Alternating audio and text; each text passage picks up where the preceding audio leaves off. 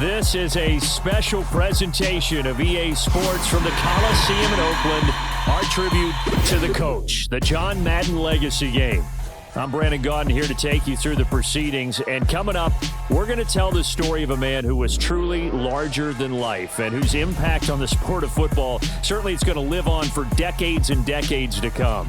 Now, we've assembled a couple of rosters featuring some of Coach's favorite players from both yesterday and today.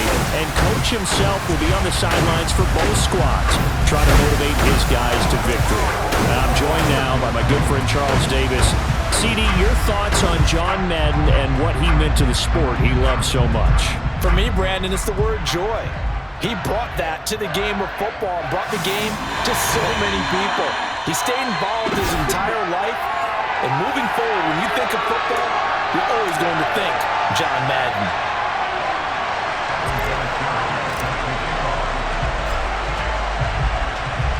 The Coliseum back to its original 70s glory. What a scene in the East Bay. And we're underway in the John Madden Legacy Game.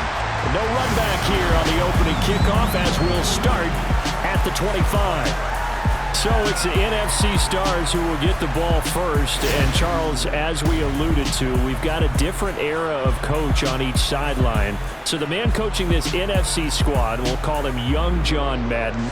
This is a coach who was trying to establish a foothold in the NFL and on the cusp of doing it very successfully. Yeah, you think back to that period, those early days as the coach of the Raiders, the late 60s in the AFL and then in the NFL in the early 70s. Coach was a guy who was ahead of his time. The Raiders were one of the first teams to have mini camps, one of the first to film practice because he wanted to practice coaching as much as he could. And his teams, they were successful right from the start of his head coaching tenure.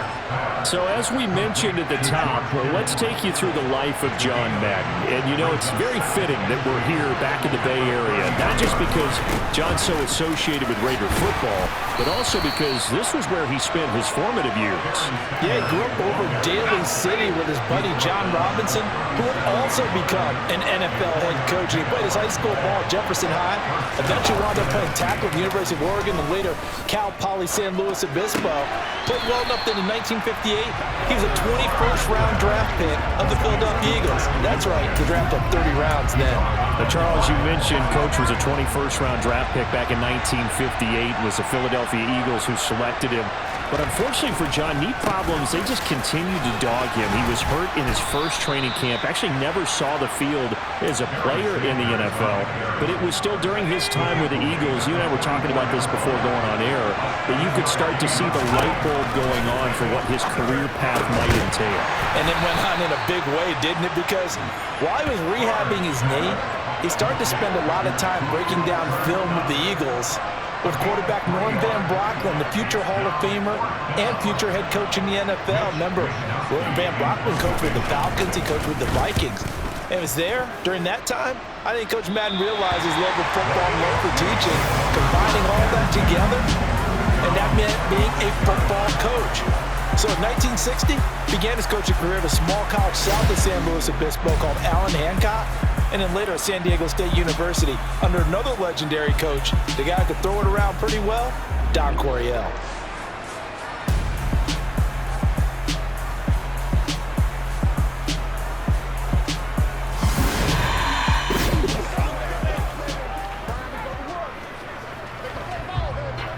So, Charles, as mentioned, we've got another Coach Madden over here on the AFC sideline. Of course, his Raiders, members of the AFC West.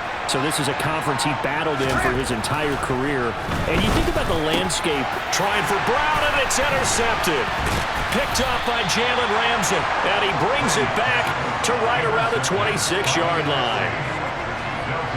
Well, look, we're watching a quarterback here that's obviously been around for a long time. That's a throw he wishes he had back. He certainly does, but as you well know, this is a guy that's used to taking a few chances, used to fitting it into tight windows. These are throws that he's made before. Didn't happen to get it completed in this case. Well, the NFC offense coming out here, and you know, Charles, Coach Madden always said that if he had one drive to win a game and he had to pick a quarterback, he would pick Kenny Stabler. But I think if you asked him to omit any of his Raiders players, there's a good chance the guy he'd select would be Brett Favre. Brett Favre was always smiling. He was always laughing. He's always talking to someone. He remembers that it's a game. And if it's a game, you should have fun. And Brandon, that always reminds me of a great movie line where one of the players was telling the coach, every time I say it's a game, you say it's a business. And every time I say it's a business, you say it's a game. With Coach, it was always a game. Javon Curse. What a play by him. That's going to go as a loss of 13. Well, that's an excellent way to get the pass rush activated. The first sack of the game for them comes on the first play of the drive, and it makes it very tough for the opponent to pick up a first down now, playing behind the sticks.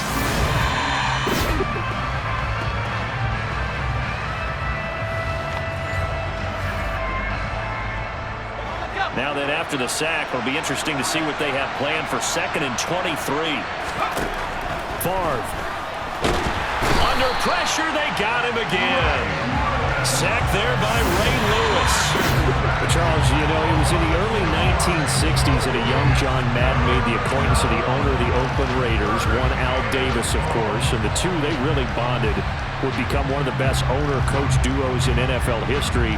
And to take it a step further, Al Davis became someone who John referred to as his best friend. Yeah, 1967, Brandon, Al Davis hired Coach Madden to be a linebackers coach. Remember, this was still the AFL at that point. We had not merged totally with the NFL. And it's a fumble. And that's picked up by the AFC. And they will take over possession of the football at their 42-yard line. We have seen this before, and we know coaches preach about this and work on it all the time. Catch the ball. You know there's going to be some traffic somewhere. They've got to put it away and secure it as they try and get downfield. Now the AFC making their way out, and it's one of Coach's favorites, another local guy, Tom Brady, who will be at the controls. And boy, Coach always admired the way number 12 could run an offense, and especially his ability to stay calm under pressure. Tom Brady is a guy who's always looking downfield. He never looks at the rush. He hangs in the pocket, and he makes a throw. He's a cool guy, and he's a tough guy. Let me tell you, there's no one calmer in the pocket than Tom Brady. And I know that Coach has a great appreciation for Tom Brady, who turned 45 back on August 3rd, because Coach coached a guy like him in George Blanda, who played a long time in the NFL. In this game, it features legends and active players. Tom Brady qualifies as both. They keep it on the ground. Allen again. And he is met at the line of scrimmage, and he goes down right there. No gain that time, and it leaves him with 3rd and 11 coming up. So we're through one at the Coliseum. The AFC with the football here to begin the second quarter. We're backed up here. Tough spot, needing 11 yards to pick up the first. Throwing is Brady on 3rd down. Oh, Brown, a nice catch. And he'll go down, but not before getting this inside the 30. Charles, you talked about John Madden and the Raiders going on a ride. Well, try these numbers on for size. In 10 seasons as a head coach, the Raiders won their division 7 times. They finished second the other 3 times, and he became the youngest coach to amass 100 career regular season victories and is still, to this day, the franchise leader in wins. And when you think about it, that's where that rivalry with Kansas City really took root, as did the expression commitment to excellence. And boy, was it personified by the players who played for Coach Madden. On offense, how about quarterback Kenny Stabler, wide receiver Cliff Branch, wide receiver Fred Biletnikoff, tight end Dave Casper, to name a few.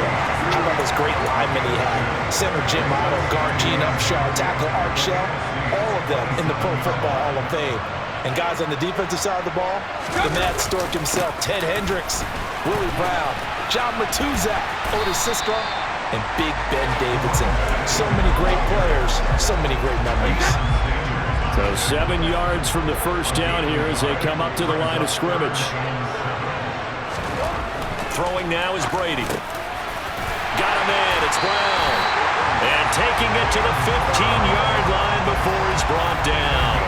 Charles, you think about all the success that John Madden had as an NFL head coach, and he had plenty, and we talked about it, including the 10 straight winning seasons, a Super Bowl title. But like any great coach, he also suffered through a few tough losses along the way as well.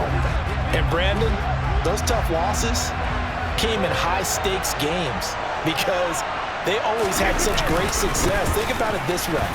6 times in his... And he will take this in for an AFC touchdown. Marcus Allen, a 15-yard touchdown run. And the AFC is in for 6. That almost looked too easy, and I think thanks goes to the offensive line for making it look easy. Yeah, I agree with you totally on that one. I'm not sure how much everyone understands the preparations that go into a game for an offensive line, because there's a reason that running backs and quarterbacks give them big gifts at the end of the season after a big year. The consistency and the continuity it takes to know each other and execute their blocks is pretty impressive.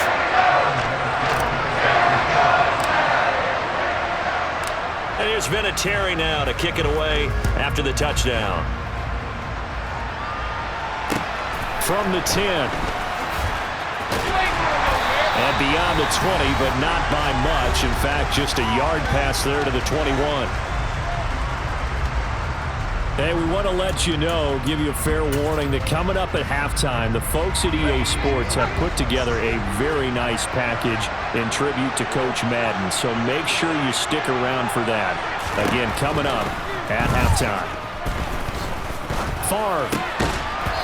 Incomplete. The CD Reese spoke of some of the Raiders' tough playoff losses through the decade of the 70s, but for one shining season, they put it all together, and that was 1976. You remember a 13-1 regular season, a memorable playoff win over New England. They dominated the Steelers 24-7 in the AFC title game, and then a meeting with the Minnesota Vikings in Super Bowl 11. Oh, Brandon, what a game that was down at the Rose Bowl in Pasadena. A gorgeous 53-degree day, perfect for football. Raiders got out to a 16-0 lead at the half, and Clarence Davis, no relation, although I would certainly claim him, strong on the ground, 137 yards rushing. How about Freddie Biletnikoff, the MVP of that game, catching everything that came his way? Kenny Stabler running the offense with precision, and we all remember who won the Seal Deal. The grand old man himself, Willie Brown, with the laser-focused eyes, picking off Fran Tarkenton and taking it 75 yards for a touchdown. 32-14 the final score. Raiders had their first Super Bowl title, and we got the iconic shot of Coach Madden being lifted on the shoulder pads of his players and carried aloft as a Super Bowl champ. They're coming out with a jumbo package to start the drive.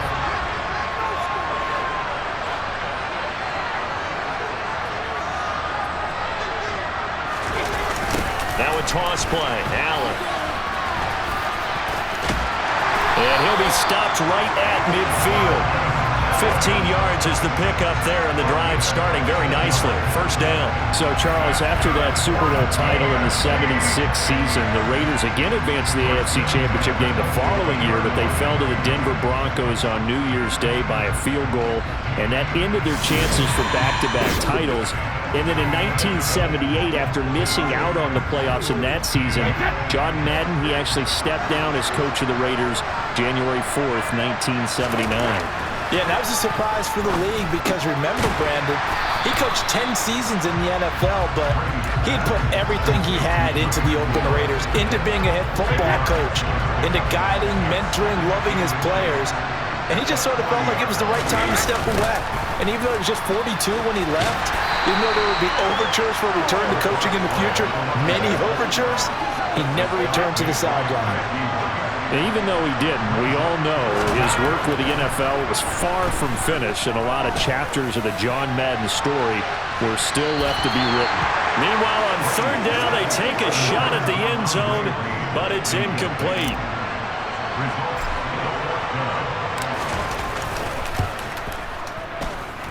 And I don't think this has the carry. It does not. It's no good. Well, coming up in the second half, we'll run through John's post-coaching triumphs. But for now, we present a special tribute to the man of the hour, narrated by the Raiders' own Trey Mosley.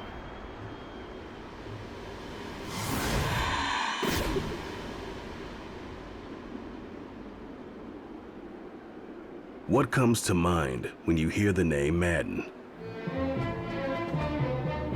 Is it the coach who led the Raiders to their first Super Bowl victory? Perhaps it's the broadcaster who entertained millions of fans. Or maybe it's the video game, known simply by his name. But no matter what comes to mind when you hear the name Madden, everyone thinks of one thing: football. The core of it was football. It's the greatest game in the world. The left goes to the right goes to the left.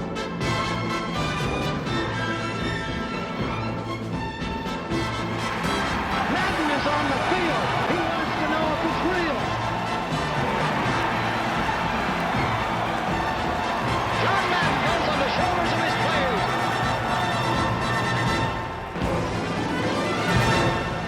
In my mind, John Madden is the most important figure in the history of professional football. Show me somebody else who did it on 3 levels the way John did it. There's nobody.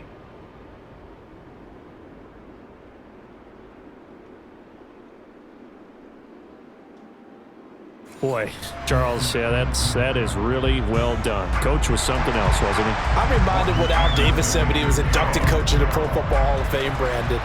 He loved the game. He loved his team. He loved the Raiders. He loved this league. And you can see it with everything he does. No doubt. But it's quite possible, though, that now he would say, hey, enough of that. Let's play some football. The second half forthcoming from Oakland.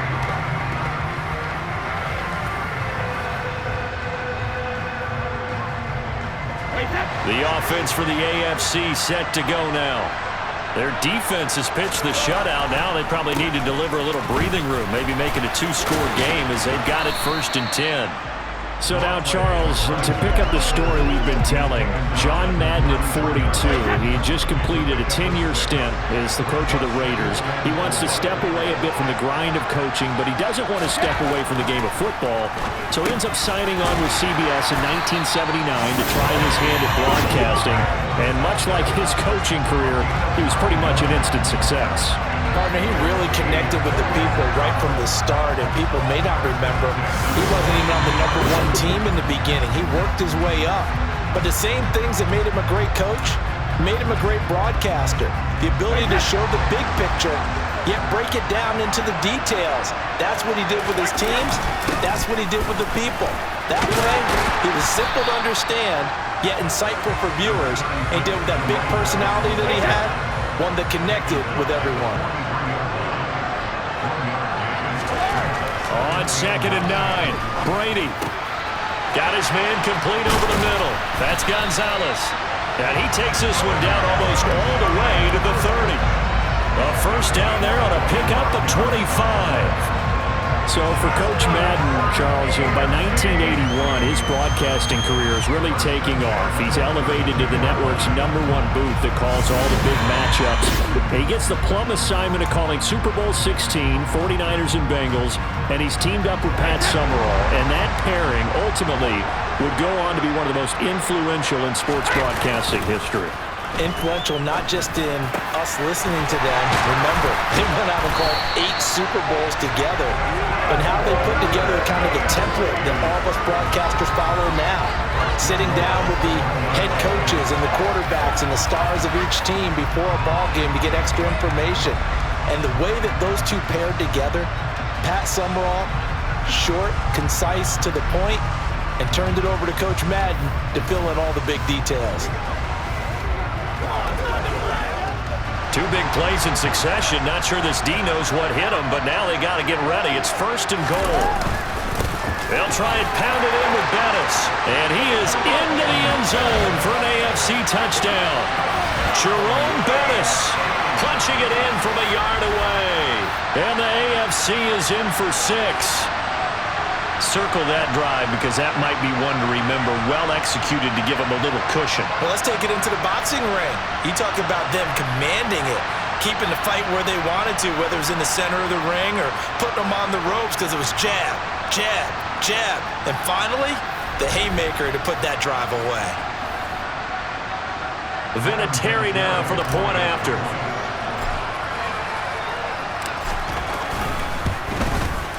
And it's good to make it 14-0. That time a 6-play drive. And it ends with a 1-yard touchdown run.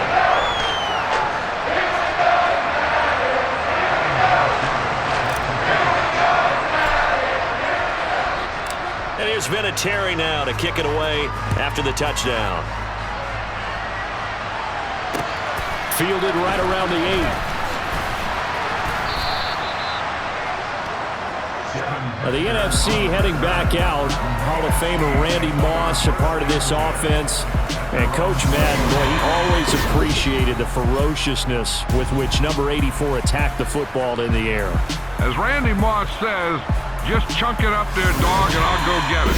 And, Coach, boy, did he ever go get it. Over 15,000 receiving yards, 156 touchdowns. And how about this? From his rookie year of 1998 until 2009, those were his prime seasons, right? He led the league in touchdowns 5 times, but even more so, he showed us all how to go up and get it. Great body control. No one's ever done it better playing the ball in the air. It'll be Sanders to begin the drive. As you mentioned, CD, talking about John Madden, the broadcaster, he called 8 Super Bowls with Pat Summerall, 3 more with Al Michaels later in his career. He spent nearly 3 decades in the booth all told. And not only was he beloved for his mannerisms, we know that, but he was an innovator as well. Yeah, Brandon, you're talking about things like the telestrator, which totally became identified with him, and now it's a staple for all analysts to have in the booth. And then you think about things like turducken on Thanksgiving. Words like boom and pow. He helped create the old Madden team. He was a very popular commercial pitch man. And even the Madden Cruiser was unique, and you had to be someone to get a ride on it, too. Now a third down throw, but it misses the target, incomplete. Well, obviously searching for their first touchdown this game, partner. And that quick 3 and out, that's not going to achieve that at all. Give victory to the secondary there. They brought out tight coverage on that third down snap. Wisnowski on to punt as he sends this one away. And it's fielded at the 34. It'll be 37 yards there on the punt, and the AFC will take over 1st and 10.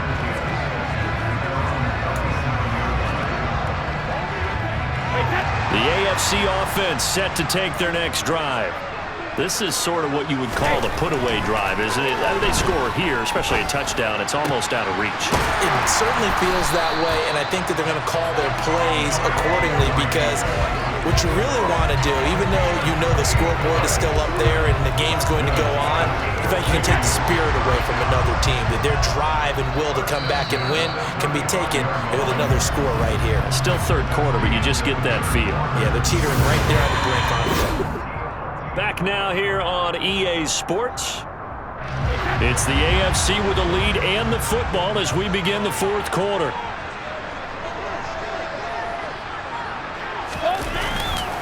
They'll run with Allen. Now, CD, we did get a little ahead of ourselves talking about John Madden, the broadcaster in the 90s and 2000s, because there was another product during that time period that he became quite famous for, and it's something that you and I know a little bit about, and that's the video game that bears his name. Originally John Madden Football when it was first released back in the late 1980s, and now known the world over simply as Madden. And Coach saw this originally as a way to teach the game of football. The early designs were for a 7-on-7 game, but he said no chance. He would not sign off on it. He wanted to be as realistic as possible. He told them, call me when it's 11-on-11. And he got his wish. Yeah, after that debut, Madden the video game continued to pick up steam through the 90s in a big way, and John himself, many will remember, was a commentator for the series for many years. And now here we are in the 2020s, and this game has sold somewhere in the neighborhood of 150 million copies. Throwing the out route incomplete. That's Reed. And they corral him just a couple yards shy of the end zone. A 14-yard gain there as they look to improve this 14-point lead. This is something you got to be wary of defensively. I mean, just because they're in the mode of trying to burn some clock doesn't mean they won't pass it, and they got good yardage out of that one. Yeah, and really, when you're looking at it, now they've got a fresh set of downs. Look for 2nd down. If they want to take another shot and try and loosen things up, that'd be the time to do it. They'll try to pound it in with Ricard. A loss of a full 3 yards, and now it's 2nd down. So 2 minutes to play in the John Madden legacy game. The AFC trying to finish this one off. We're back to Oakland after this. So the AFC with the football as we welcome you back. They've got a 2nd and goal now as they look to add a few more points here onto their total. And he will fight his way into the end zone for a touchdown.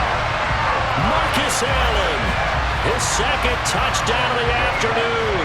And the AFC is in for 6.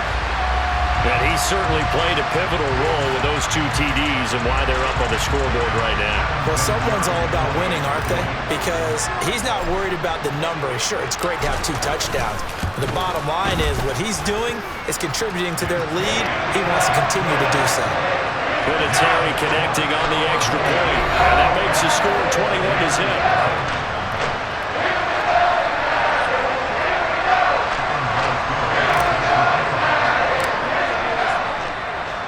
And here's Vinatieri now to kick it away after the touchdown.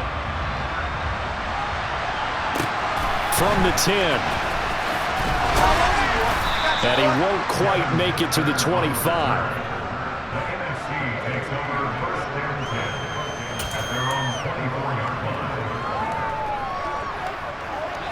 The offense for the NFC ready to get their next drive started.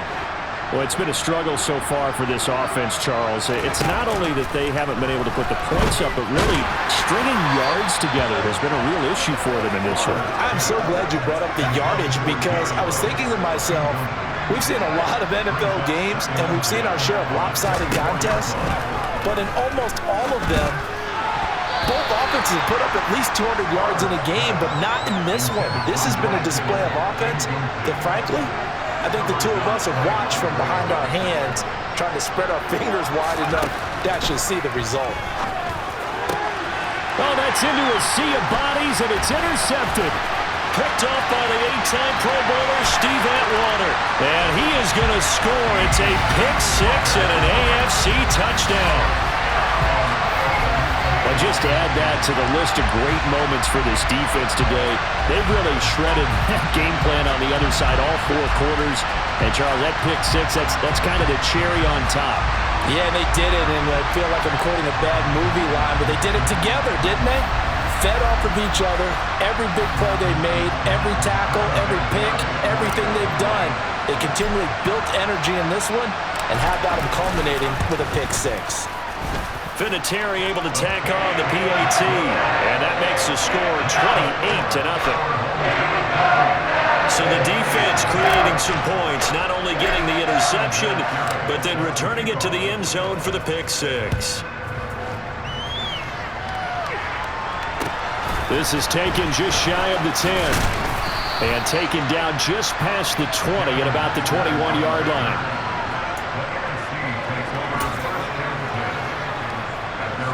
Ready to begin their next drive here, the NFC offense. Well, I hate to say it, but at this point, I don't really know that they're playing to win with this deficit in the 4th quarter. They're just trying to erase that 0 on the scoreboard, Charles, and get some type of momentum to carry into the film session tomorrow. If you get any type of points on the board, it'll count as a moral victory, although no one will talk about that in the post-game press conference. That's not something you mentioned in the NFL. And this loss, it already stings and will for a while, but everyone on that offense knows it'll sting a lot worse if they don't put some points up on the board.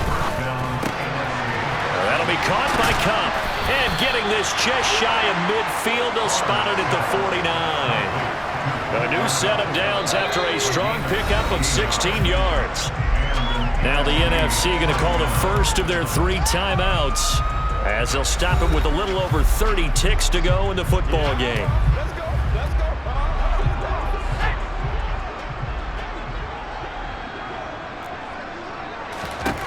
First and 10, it's Favre. And this one too low. And that's another play that's painted the picture of this game overall. It's been a blowout. It's been continually fueled by big turnovers and stops for one side and an inability to advance the ball from the other. To throw is Favre. Oh, you saw that one coming. It's intercepted. Thrown back across his body. Steve Atwater with a pick. And he'll get this one out to the 50 to the midfield stripe. How about one last great play defensively, and that should, for all intents and purposes, finish off this shutout. That's as good a defensive performance as we've seen in a long, long time. And I know as a team they will celebrate. I will guarantee you the defensive guys, they'll get together somewhere and have their own private celebration. A shutout, that's something to be cherished. Now Allen. And he is going to lose yardage here. So it's a win here for the AFC on an incredible afternoon of football and remembering the life of John Madden. Before we go, one final message. And for all of us at EA Sports, this one's for you, Coach.